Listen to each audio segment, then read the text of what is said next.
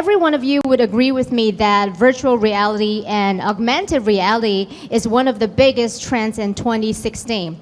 I personally experienced virtual reality like a few weeks ago, and let me tell you, the experience was like no others. It was unforgettable, and it was even a little bit stunning. So now many companies and investors, they're eager to know more about this industry. Our next keynote speech is Exploring Future Reality. And let me introduce to you our keynote speech speaker, Justin Hendrix. Justin Hendrix is the executive director of NYC Media Lab. NYC Media Lab and its mission is to connect digital media and technology companies with NYC universities to explore emerging technologies. So, ladies and gentlemen, let's welcome Justin.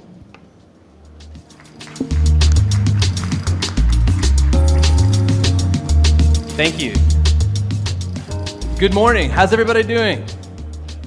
You doing well? Yeah? Yeah? I'll tell you what.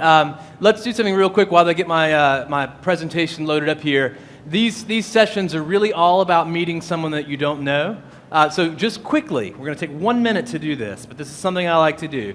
Everyone, please stand up, and please shake the hand of someone that you don't know who's right beside you.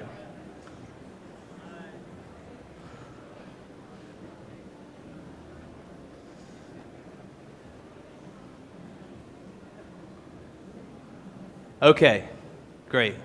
So I want to tell you good morning, and we can all have a seat again. We're going to talk this morning a little bit about virtual and augmented reality. We've got a great panel discussion coming up with representatives from AMD, from Samsung, and HTC.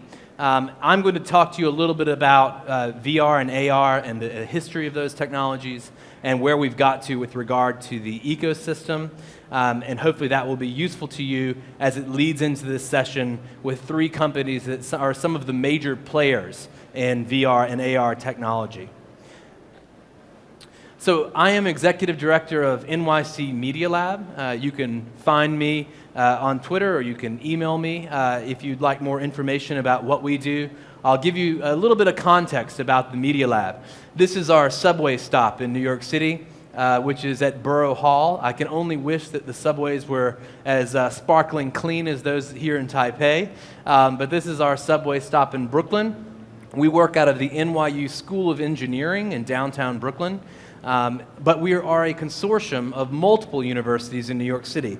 And I'll tell you a little bit about that and what it is that we do.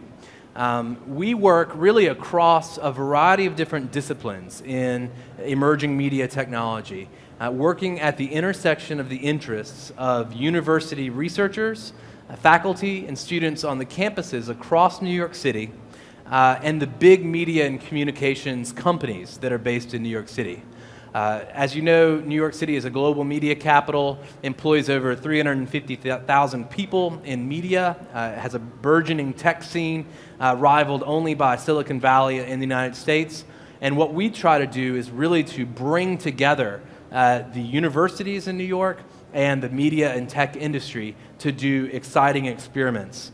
And so the universities that we work with range from the engineering schools like Columbia University and New York University and the City University of New York to the design schools. So the School of Visual Arts, the Pratt Institute, and the Parsons School of Design at the New School.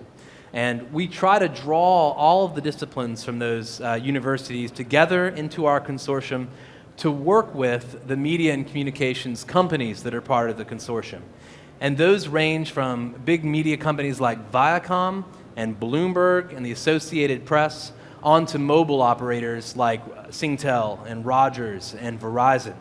And in general, what we're doing is working with the technologists, the product developers, the innovation executives, the ventures teams at these companies, and connecting them up with people who are developing new intellectual property, new ideas, and new startup companies on the university campuses in New York City.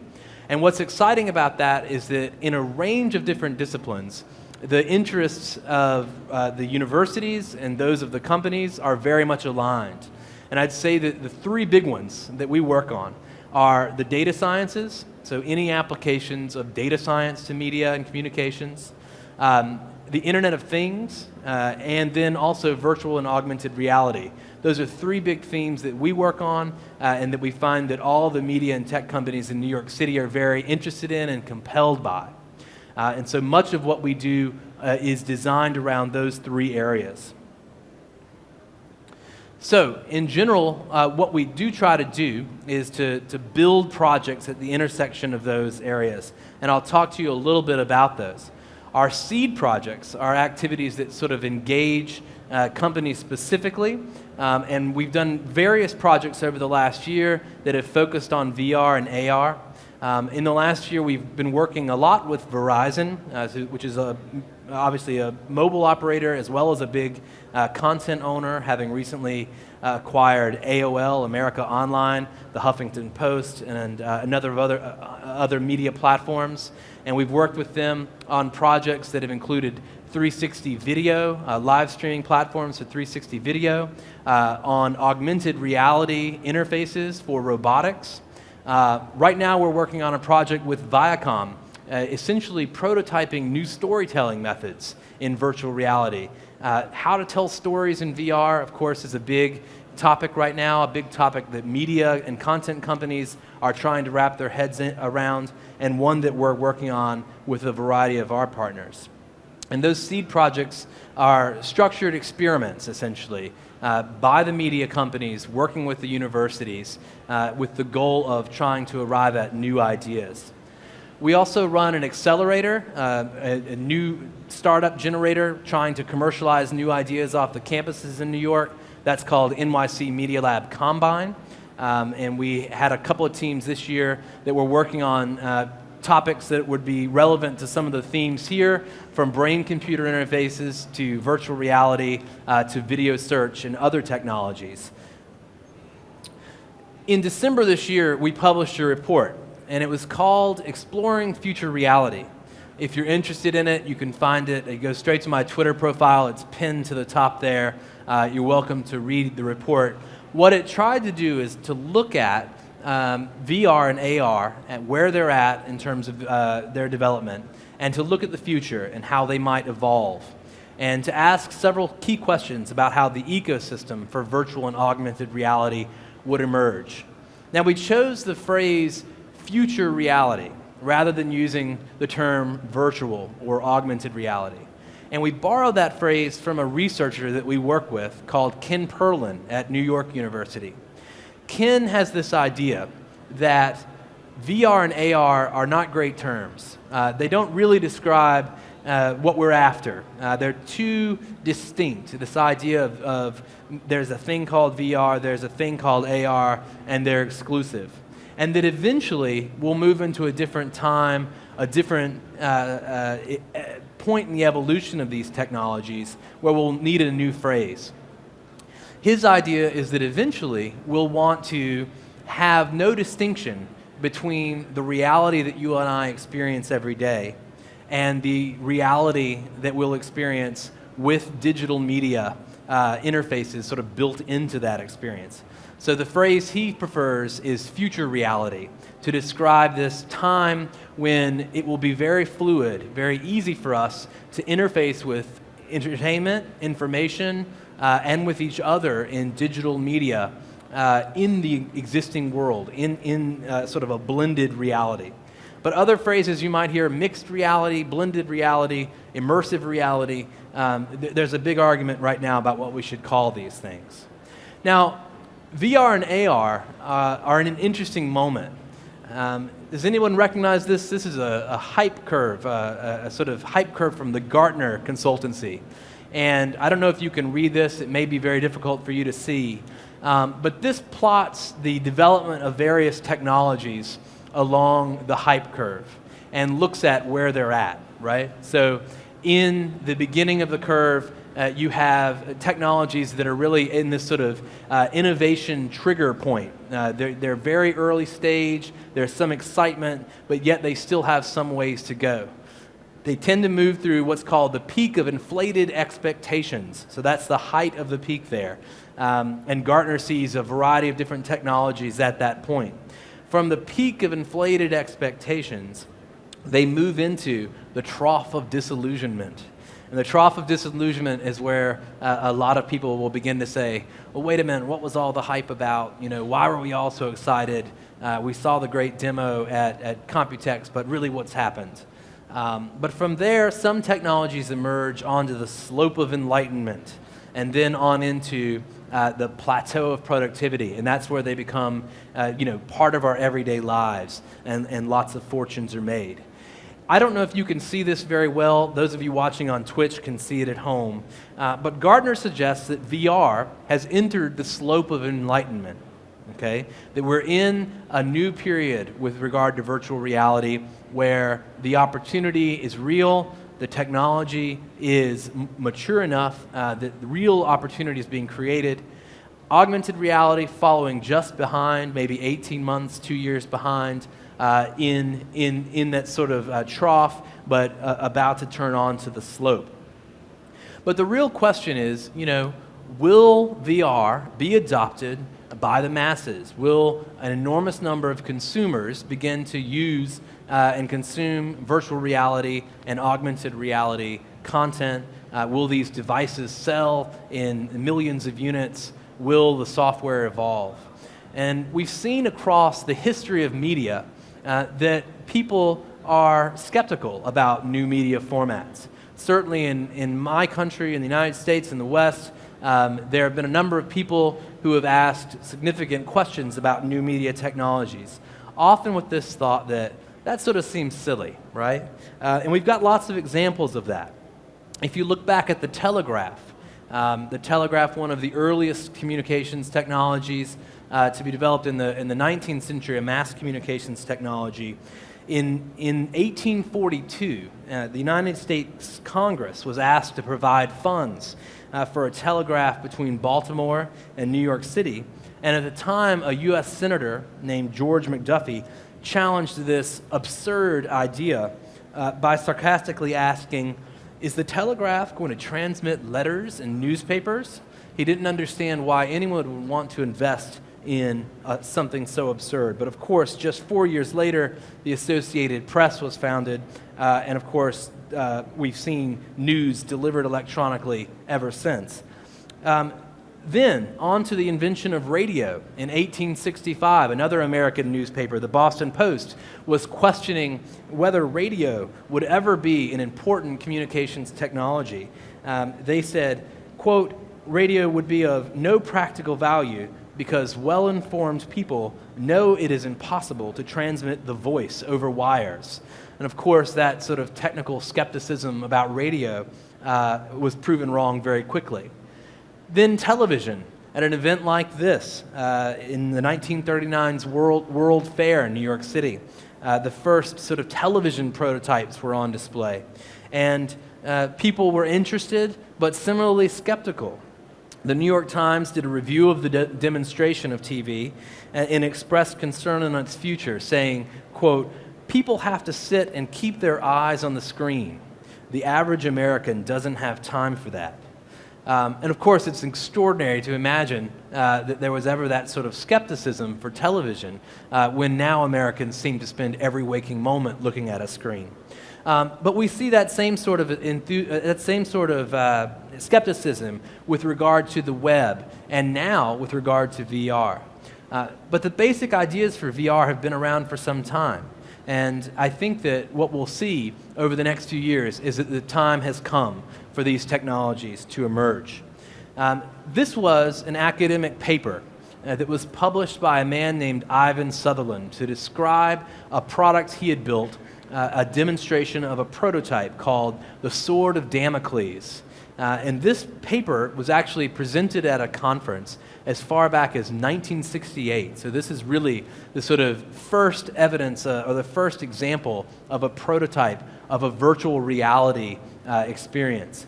And you can see in Ivan's prototype the essential form factor for the head-mounted display that we see today. So if you go over and you check out the Samsung experience that's over here in the demo area, or you check out the HTC Vive experience, or some of the others that are on the floor, in some way, they are reminiscent of what Ivan had developed nearly 50 years ago. But it took some time, of course, for the various technologies that Ivan was trying to connect in that prototype to come together. This is Jaron Lanier, another pioneer of virtual reality. And this is the 1990s, fast forward to the 1990s, the first kind of moment of enthusiasm around virtual and augmented reality technology. And you could be forgiven for thinking that Jaron is holding an Oculus, a dev kit, or maybe an HTC Vive in his hand there. But this is 1993, and this is in that original moment of virtual reality enthusiasm. And of course, from that moment, there was then a trough of disillusionment and a period of winter for a lot of VR enthusiasts. But now we see the emergence of these new technologies, and the leaders are here today: Samsung, HTC, of course, Oculus and Facebook. These experiences have finally kind of caught up with the display technology. They've caught up with the internet, and there's an extraordinary, new groundswell of excellent content that's being developed. Some of that content is, of course, entertainment content, and some of that content or experiences are being built around enterprise applications. So looking at ways to use virtual and augmented reality to build a business. And then, of course, we're beginning to see media companies that are building VR experiences, 360 video experiences, and others, and distributing those to the masses. So the New York Times in the States has distributed well over 1 million Google Cardboard headsets to its readers, and has experimented quite a lot with various 360 videos, including this one, The Displaced, which is an award-winning 360 video on the Syrian refugee crisis. More recently, they've just put out a rendered VR experience that lets you travel to Pluto and stand on Pluto and see what the NASA probe that recently visited Pluto got to see. These are available for free in the New York Times VR app, and they've now been consumed by many thousands of people, and they're among the first examples of a big media company doing VR at scale. So I'll come back to that question. What will really drive the consumer VR explosion? That's what we were all here sort of wondering about. When will this be a scale opportunity, like television, like OTT? We sort of think, we have the hypothesis that really, ultimately, it will all be about the phone. That, and I'll be interested whether our panelists agree with this, but the phone ultimately will be the device that delivers these experiences. It's already the thing that everyone's got in their pocket. It's already the thing that everyone is using to consume content. But some things are going to change about the phone in the next few years. We know that today's phones have a bunch of components that make it possible to deliver the media and communications experience that we all have in them at the moment. The inertial measurement units, the GPUs, the small weight and form factor, the high pixel resolution that delivers content. But of course, over the next few years, you're going to see many of the capabilities that are in some of the high-end headsets that are on display here incorporated into your phone.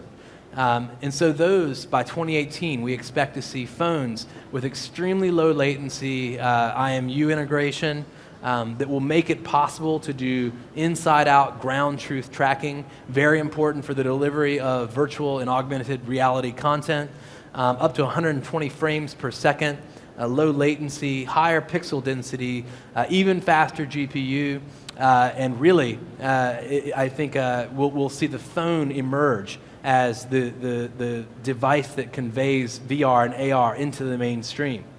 And that's what's driving the estimates of the market opportunity in virtual and augmented reality.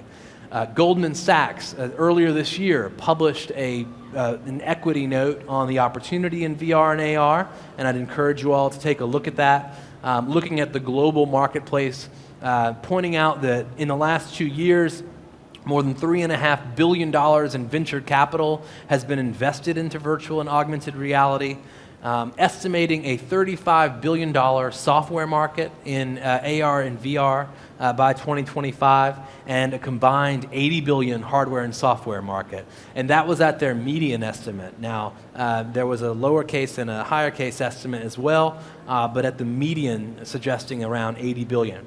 And of course that means numerous markets will be disrupted. And those markets, those numbers are eye-popping, you know. I think we can all agree that those are eye-popping big numbers. And they're mostly across video games, live events, video entertainment, and other categories, but also specific areas like education, retail, healthcare, military applications for virtual and augmented reality technology. Some big numbers. And of course it's gaming that will drive the revenues across VR, at least in the early stages. And I think some of the experiences that you'll see here at InnoVEX are gaming related applications. But that is what will finance. Luckily the gamers spend money on content. That's great. So that will finance the development and the rollout of much of this technology and make it possible for it to move into other areas. But of course, it's not just about the tech. And I think we'll talk about this a bit on the panel today. But in a way, you're beginning to see headlines where people are wondering whether the tech is a bit ahead of other areas of the ecosystem, particularly to do with content creation and discovery. And so that will be an area of concern over the next couple of years, because the reality is that an entire ecosystem has to emerge around virtual and augmented reality to make it a reality. And so we'll want to spend some time talking about that in the panel discussion that's to come. In the United States, it's become an industry. There are 23,000 people or so that list virtual reality on their LinkedIn profile. And I think it's fair to say that the pattern of employment and where the hotspots are in the US is very much close to what the media and advertising and tech ecosystem looks like today. New York, LA, and of course the Bay Area are leading. I'd be very interested to see these numbers for Taipei and for other Asian cities. But really, one of the big things we need now is content. We need the media ecosystem to invest in content and to create content that will bring folks along. So we're encouraging our member companies to invest and to do everything from very cheap experiments in working with VR and AR on through to investing in the hardware and software ecosystem. And so the simplest thing that many of our member companies are doing is feeding the geek, making sure that the guy or the girl who's in the office who likes to experiment with emerging media technology has access to the tools to create VR and AR experiences. And we're making sure that they go through and use those experiments. We see a lot of the companies that working with universities. It's interesting that the Vive experience over there, the Bird experience that many of you may try, is a project with a university spinoff. Lots of opportunity in partnering with universities. We're seeing many media companies partner with device makers, and we'll talk a little bit about that on the panel. And then also we're seeing them invest in the ecosystem and even building dedicated units around VR and AR. And of course, we don't know how quickly this technology will come along. There's a lot of enthusiasm, for instance, around this company, Magic Leap, a lot of secrecy, over $1 billion in venture capital invested in what those guys are doing down in Florida in the United States. And so it could be that there are some game-changing technologies that will emerge in just the next couple of years.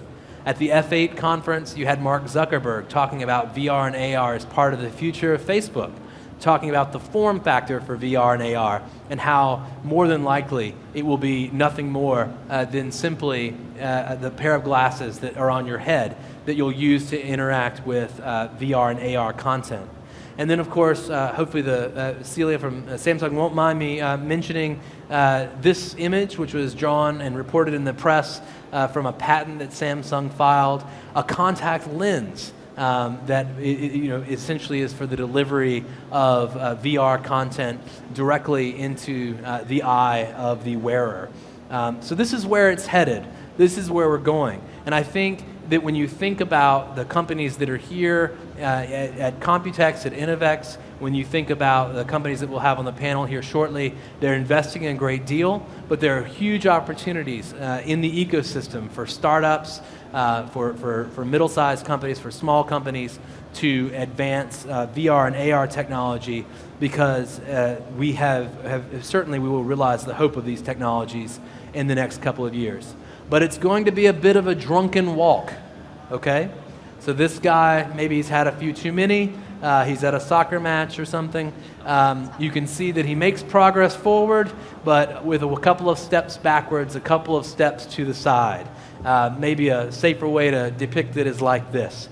The drunken walk is 2 steps forward, 1 step back, 1 step to the side, as we all kind of try to advance this new media and communications technology together. But is it hope or is it hype? I think hope. I think we're going to hear a little bit more about that from the panel, and we look forward to the discussion with you. I'd like to thank you all for listening to me, and I think now we'll transition to our panel discussion.